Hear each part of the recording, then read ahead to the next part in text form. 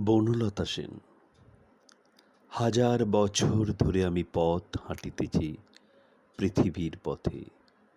সিংহল সমুদ্র থেকে নিশীথের অন্ধকারে মালয় সাগরে অনেক ঘুরেছি আমি। বিম্বিসার অশোকের ধূসর জগতে সেখানে ছিলাম আমি।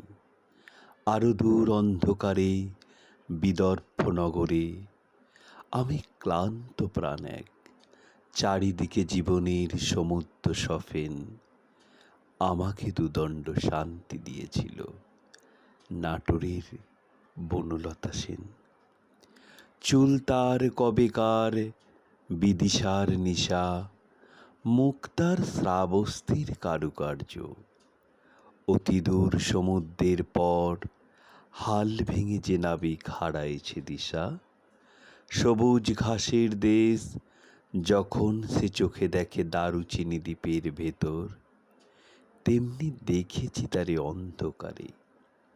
বলেছে সে, এতদিন কোথায় ছিলেন? পাখির নীড়ের মতো চোখ তুলে নাটোরের বনলতা সেন। সমস্ত দিনের শেষে শিশিরের শব্দের মতন সন্ধ্যা আসে, ডানার রৌদ্রের গন্ধ মুছে ফেলে চিল।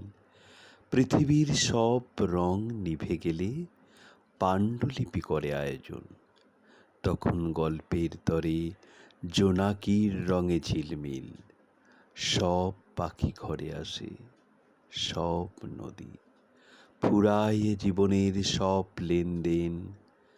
থাকে শুধু অন্ধকার, মুখোমুখি বসিবার। বনলতা সেন। নমস্কার।